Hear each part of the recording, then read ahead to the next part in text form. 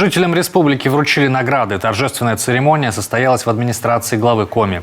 В числе приглашенных представители различных отраслей и сфер деятельности. С теми, кто внес значительный вклад в развитие региона, пообщалась Ксения Лосева.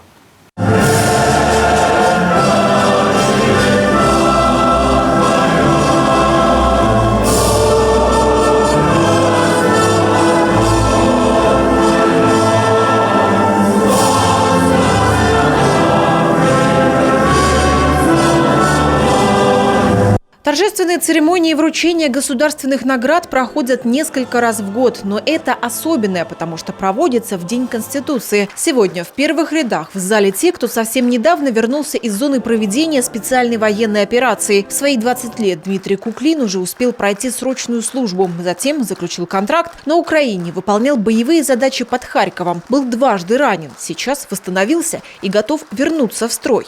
При первом боестолкновении, естественно, был страх и такой достаточно шок. Вот мне когда прилетело, это было не так, как в фильмах, там больно, просто кого-то ударили и легко, и все. Я пока медицину собираю, снаряжение, потому что лучше все свое, чтобы было, свою душу греет. И потом в дальнейшем возможно.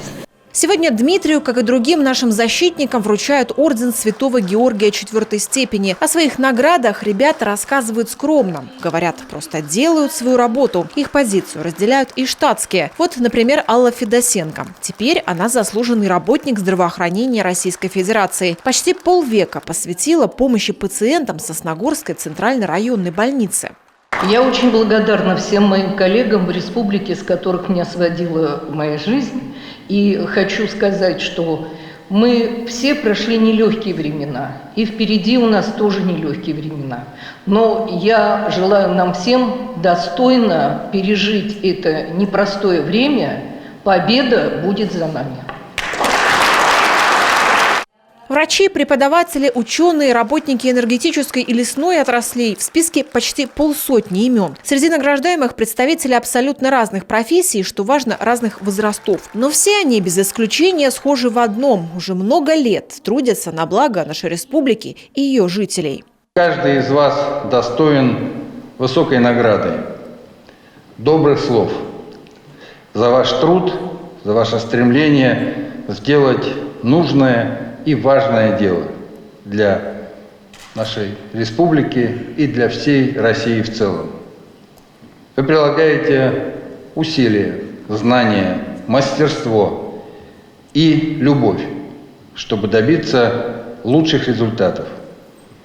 Это очень ценно и очень важно. После награждения несколько минут на поздравления и теплые слова от коллег, а дальше снова в работу. Добиться еще большего результата, вне зависимости от сферы, можно только постоянно совершенствуясь. Награды задают высокую планку, а еще мотивируют и придают сил работать и дальше.